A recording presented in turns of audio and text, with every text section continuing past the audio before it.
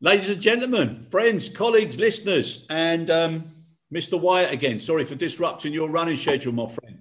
We're a little bit late again. Do apologise. It's not going to become a frequent feature.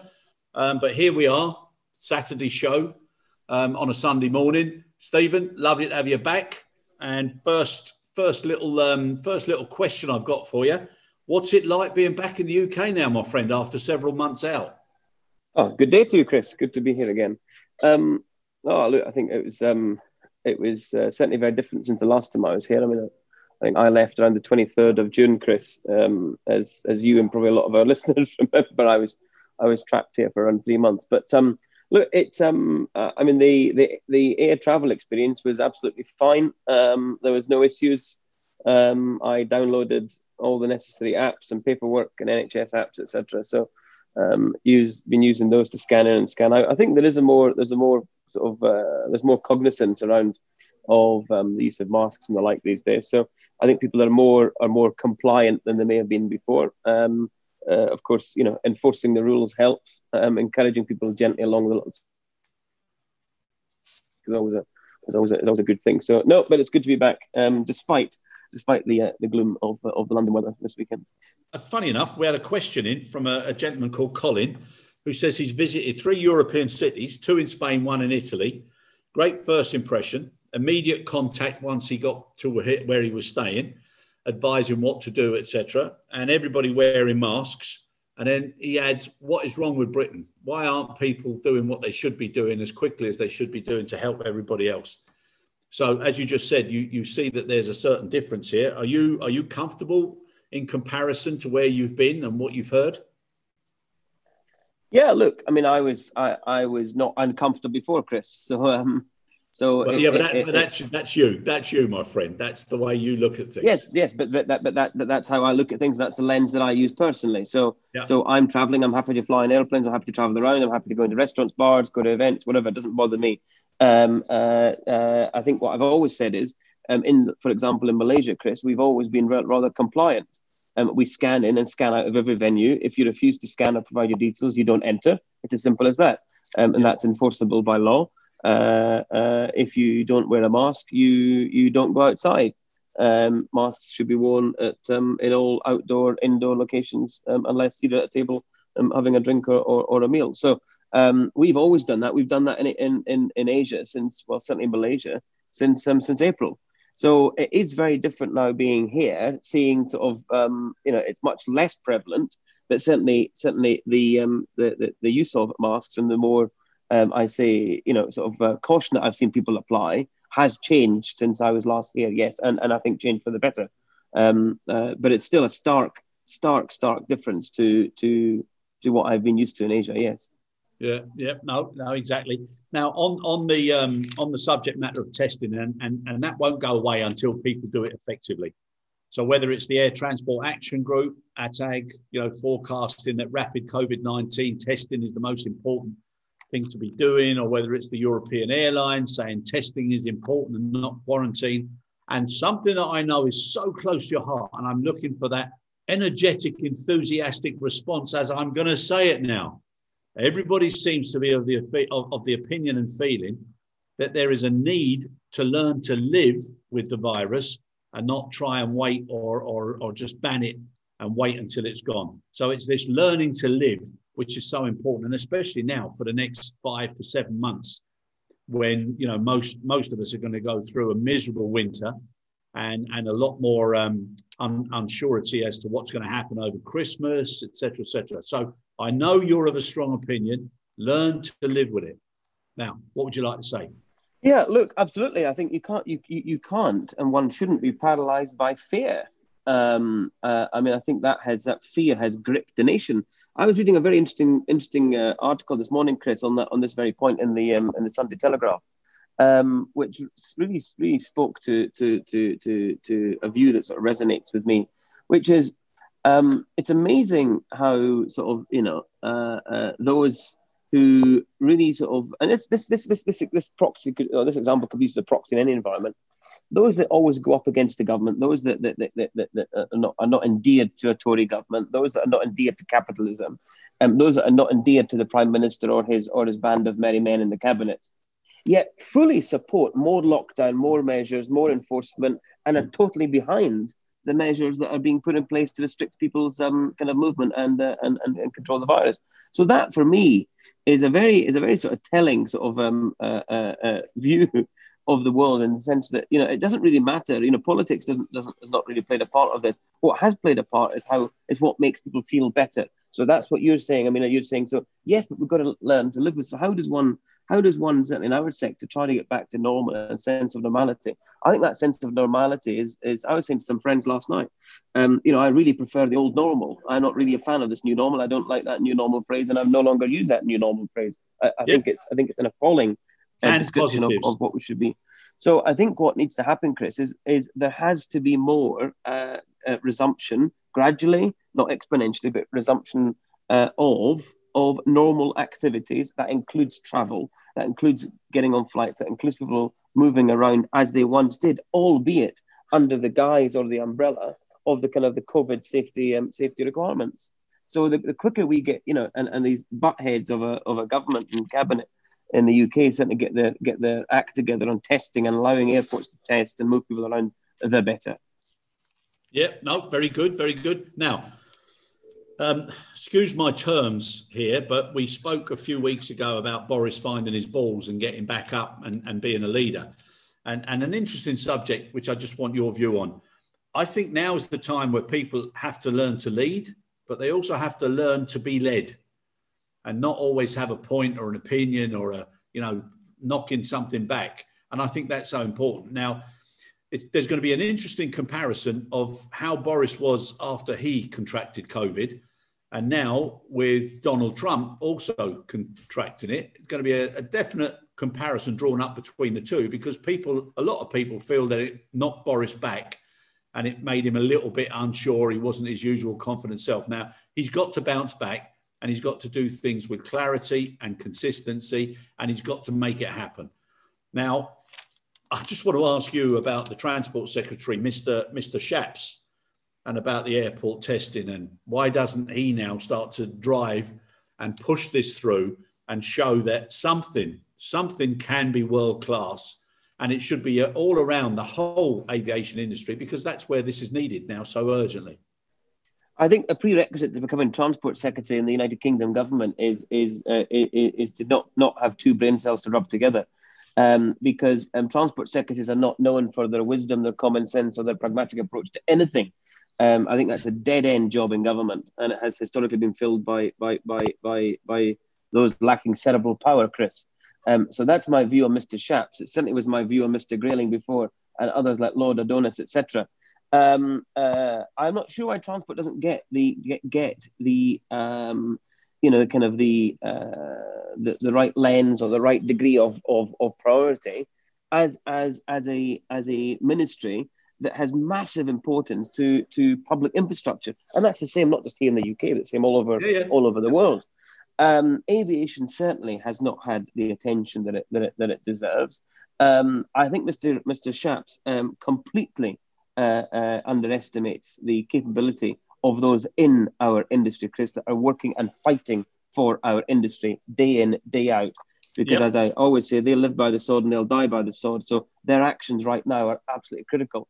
Unlike Mr. Shapps' actions, whose failure, will be felt by many, but not by him personally. So I'm amazed that the industry hasn't had the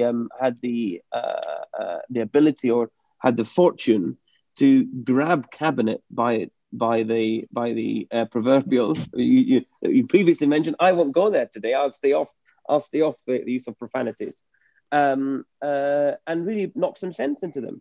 I'm amazed that our aviation policy is so lacking, and there's actually, I'm not really sure what the policy is these days, Chris, if there is a policy. Because the attention that this has received from government at the highest levels has been appalling. Yeah. By the way, when I was talking about balls, Steve, I was getting into the Christmas spirit. Baubles. Yes. Boris's baubles. Yes. So look, I hope he's actually found them. I understand what you're saying now about the Transport Secretary, so I doubt if you'll be getting a Christmas card from Mr. Shapps this year. But I agree with you. And they've got to now start to do something positive, direct, and make sure that everybody appreciates it. And it's the logic that I find is so disappointing from just any man, woman, even down to a certain age of children. There's certain things that need to happen, and they understand why they need to happen, and they're surprised why they're not happening. I mean, it's amazed. I mean, if the Department for Transport, the DFT, is advised by the same so-called experts as other departments in cabinet, and I won't name the individuals concerned, but Dr. Doom and Dr. Gloom, people might know who we're referring to. But those two fellas, I mean, the predictions that they put out, Chris, are just so vastly off the reality. And I think if the DFT is using that to influence kind of restoration of air travel or restoration of activity, restoration of the capacity, then we will never move up the dial quickly. So it's sort of damned if they do and damned if they don't. They need to resolve policy to get people flying again. But equally, airlines are going to put capacity in to get government recognising how critical this is. Yeah. No, we won't fly empty aircraft. I mean, these so-called ghost flights now are a thing of the past. I mean, there's just not the cash or the liquidity in the system to allow for it. Yeah, no. I agree. Now, Steve, just something here. I want to pitch something from a different perspective and a different industry. That of crime. Okay, an interesting statistic here. TAPA produced from their database. They recorded 3,278 cargo theft incidents with a total of 85 million euros. Okay, for 65.7% of those crimes reporting a value. 85 million. Okay, and over 52 million was attributed to 9 to 6 major incidences reporting goods worth over 100,000. So it's ridiculous. The average value of products stolen in these cases was €500,000 euros. I mean, that's madness. Incredible. And ironically, one of the biggest ones, which was about 1 million, was to do with PPE. What sorts of people are out there are doing stuff like that? But clearly, they've got themselves pretty well structured against an otherwise difficult period, and they're able to produce such statistics. Yeah, my old man always told me, Chris, look, if you're going to get caught, if you're going to steal, make sure you do it for good and proper. Make sure you do it big time. I'm not sure that he would classify PPE being in there as a good and proper. Sorry, just to be clarified, as a disclaimer, my old man is not a criminal. It was just teaching me young not to nick little things off tables and chairs, I suspect. Yeah, I'm not sure. I'm not sure whether you sorted that one out, Steve, or you dug a bigger hole, mate. But never mind, your dad will let you know. But ironically, the things that are on the top list, you've got computers and laptops, and again, our industry with IT and technology, is falling behind. Irony. Then you've got pharmaceuticals, which we're coming up to a period with vaccines where people don't readily associate the need for vaccines with security, but that's one of the areas that's got to be even more secure than the average person on the street would even consider. So it's amazing. I wonder if that's a good segue, Chris, into sort of looking at the sort of the secure chain across our industry, and how we've seen examples of porous secure chains across industry in the past, and I'm wondering now if the lack of attention in some of these areas, maybe the lack of personnel, maybe sort of some of the expeditious nature of the need for businesses to respond to crisis has meant that some of these compliance measures that may have been in place well previously, maybe some of that has gone a little bit by the wayside. I don't know. I'm just sort of I don't have evidence of that, but a question worth asking ourselves. Well, something has got to happen, because for it to be that bad, and also apparently the black market for stolen goods, prompted a noticeable spate of thefts of PPE equipment. So like anything, who knows, whether it's toilet roll or PPE, things that are, in high demand, people should be a little bit more careful where they're getting them from and why, and be a little bit more vigilant.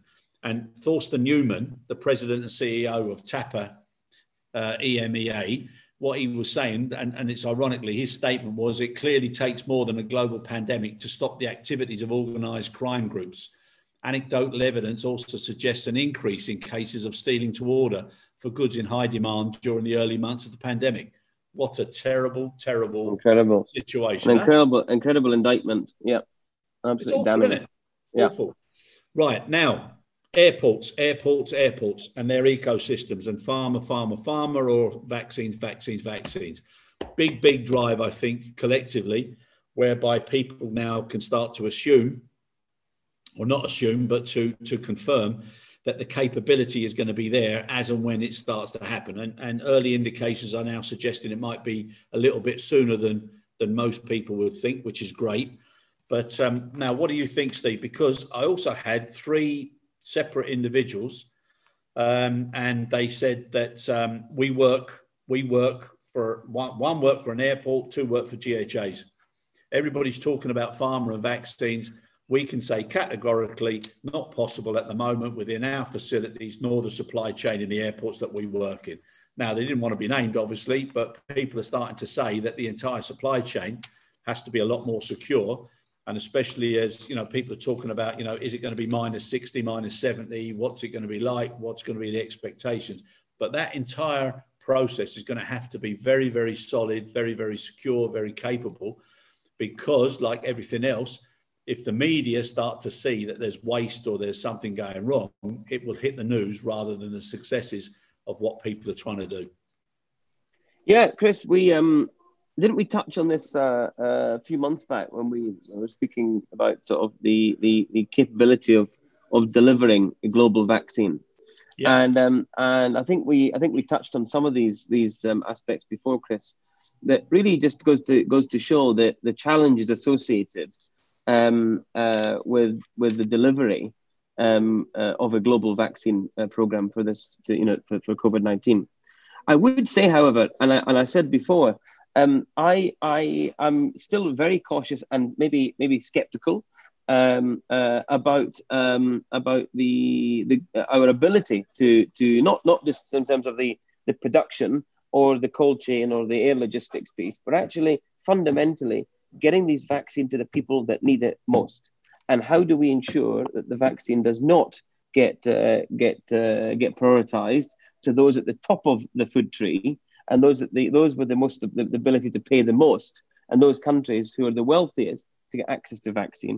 Actually, it should be the other way around, in my personal view. Now, that puts an all bigger challenge, because we know that a lot of these rural communities that have probably got underreporting in COVID, got trouble with healthcare facilities and provision of medical expertise.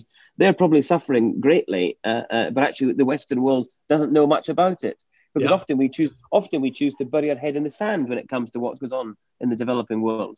So I'm still cautious and skeptical about, we haven't delivered a global vaccine program successfully for the likes of polio, for other disease control. So this is just one, Chris, that we add to the list. Specifically back to our sort of piece around the cold chain requirements, and there, I think you've seen some of the challenges already with industry adopting 2 sets of protocols. There's the CIV, and there's the other. You correct me. You jump in. Thank you. And we've seen some moving in one direction, others moving. Why is there not one set of protocols and one set of processes that we can audit and ensure compliance against one set of standards? So it's like, is it a question between Betamax and VHS? Is that the question that we ask? Which one do you think has got the longevity? I'm serious, Chris, because in those days you had to take a punt. Am I a Betamax man, going to go a bit edgy and a bit creative, or am I going to sit safe and stable with VHS? I'll let you work at which one of those programs is which. No, I know, Steve. So I bought the wrong one, mate, and I was so proud of it. Anyway, but you get my drift. Yeah, no, of course I do. Right, now, look, I've got another question which is interesting. Leslie, she put a question in: what criteria should we in the aviation industry now consider when chasing a job for the future, as so many supposedly secure companies are now going down the toilet? Well, that's a very, very good question, and very, very poignant. Thanks, Leslie, for the opportunity to answer. I think it's a difficult one, Chris. Very difficult to suggest how one protects themselves around. There's a bit of forecasting here required in terms of looking out for opportunities that may well exist today, but will that firm still be around in 3, 6, 12 months' time? If it's in the industry or the part of the business that I want to operate within, there's also a bit of risk management, personal risk management associated with it. So, in terms of dipping your toe in the water in something new, something maybe more secure, versus doing something that I'm really comfortable in, got deep expertise and deep knowledge in, but for a firm that may be a little bit sort of challenged by its own very existence. So I think look, it's very tough. I think that we had different government ministers say this week in the UK it's going to be a very tough winter. I think for the airline community it's going to be a very long, dark, depressing winter, and I think sadly we're going to have to prepare ourselves for more difficult news to come. That will mean that undoubtedly I don't think some airlines will make it through this winter period. Very sad to say. And I think therefore there are many more jobs at risk than there may have been as we went into this pandemic. Yeah, but I think one thing now that's going to be a topical question at any interviews for people who are lucky enough to get there is, can you please explain your business continuity, sustainability plans, and what types of risk do you do? People are going to have to now start realizing that when you go for an interview, who should be under pressure? Should it be the company or should it be the individual? In my opinion, it's the company, because the individual is giving you life. The company is only giving somebody a job. Correct. And when you're being interviewed, you need to put the company under a bit of pressure to say, look, I'm giving you my expected life for however long. Yeah. I want to be sure that you're looking after my best interests and everybody else's. So I think the thing, Chris, remember we spoke before about the need for honesty and transparent discussion between the employer and the employee.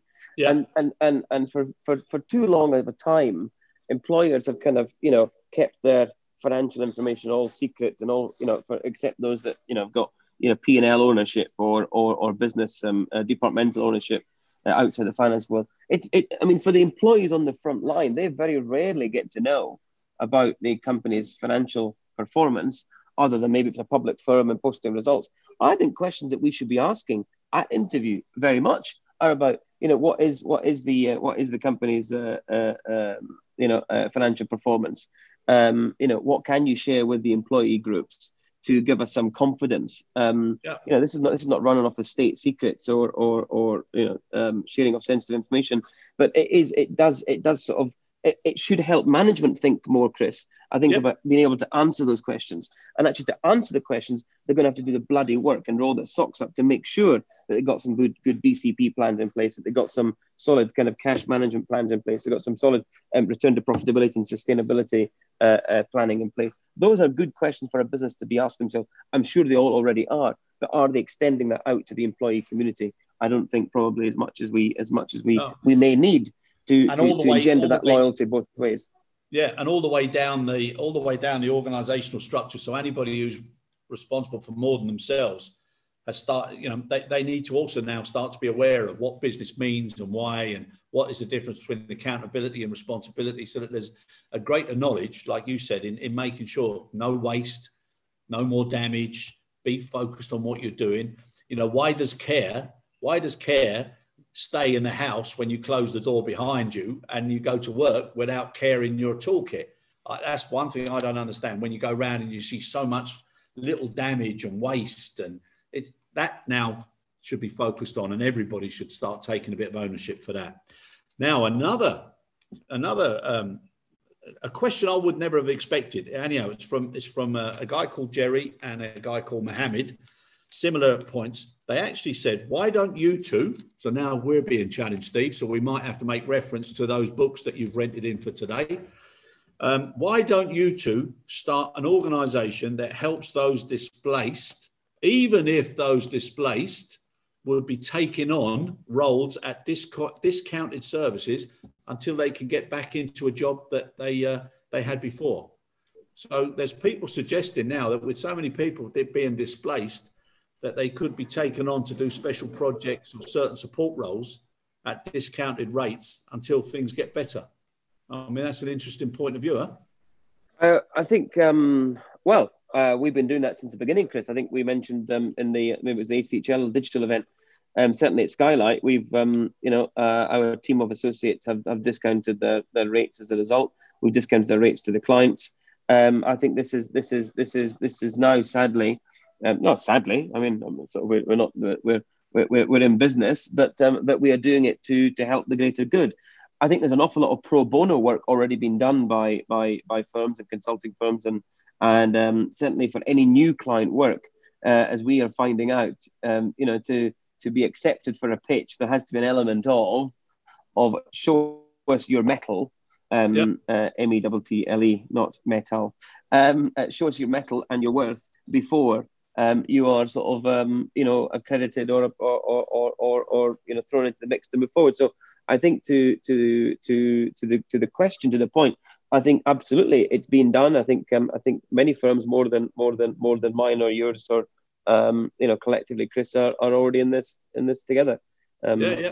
I think what they're also saying now is that, and I've had quite a few people saying that while they're on furlough and whilst they're being laid off, and some they're actually expecting and understanding that they may well be made redundant within the next 3 months. And what they're saying is, for however long it takes to get themselves back into the industry, they don't want to be put on an island and left remotely.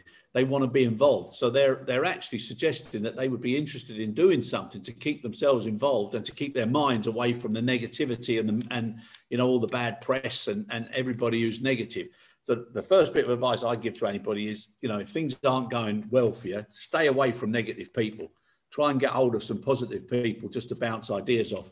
But if you do want to be involved and you want to keep being part of the business, etc., I'm sure there's going to be opportunities out there. Oh, for sure, Chris. I think there are. I guess keeping people involved is one thing. Keeping people on a payroll is another. That's the challenge. Yeah. That's a dichotomy, I think, for every employer today. I know certainly if you look at some of the the highest paid people in our industry, it's pilots. Yeah. There is a very fine balance, Chris, between letting pilots go in terms of exiting them, making them redundant, versus when the uptick in the recovery comes, bringing them back through the door with all the associated training costs and the sort of the return work capability. So a lot of airlines are keeping a surplus of pilots today for that very reason. Yeah. I don't think they do that fully. They do it willingly, obviously, but they do it knowing it comes with immediate cash burn today. So cash preservation is really critical. So I think there has to be an element of criticality to this to allow employers to retain somebody on a payroll. It's just very difficult for everybody, Chris. It's a tough thing to be involved in. It is, and it's and I know you're the same, Steve. But anybody that's faced with these decisions, it's a terrible thing, and we will do whatever we can. Now, a couple of positives, Steve. I was lucky enough to speak with Luton Airport during the week, and their model of GSE pooling seems to be, in my opinion anyhow, very, very, very, very worthwhile, and something that's a bit of a role model. I also spoke with Gennaro Carcassa, who's with GH Italia, and he was also very supportive of it. But I would imagine now that some or a lot of airports will be looking at some type of a pooling concept.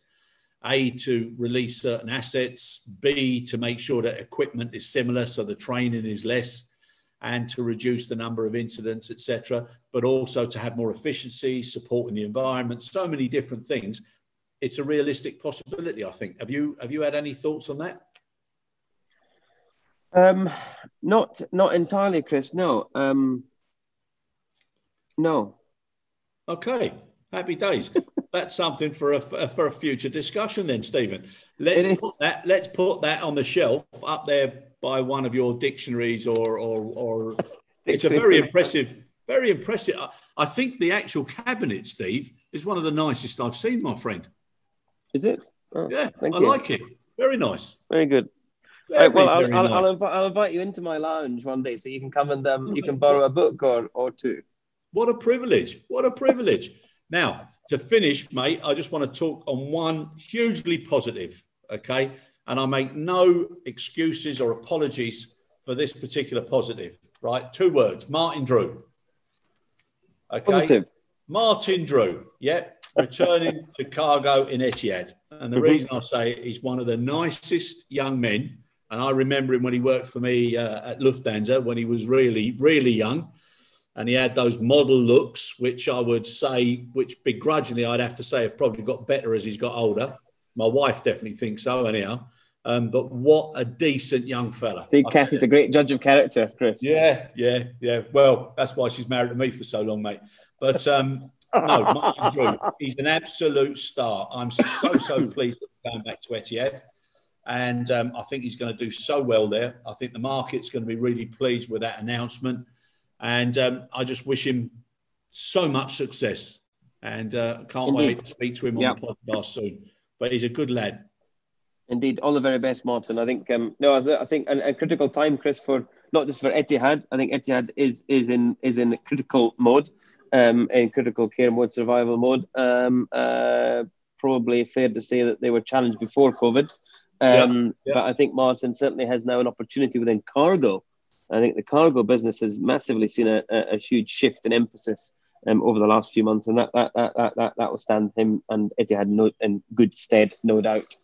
Yep. No, brilliant. Steve, I think we've come to the end, my friend. So, as always, lovely to see you, hear you. Glad you're back in the UK, my friend. And thank you. Good to be here. Next week. Great stuff. Thanks a lot. Thank you. Cheers.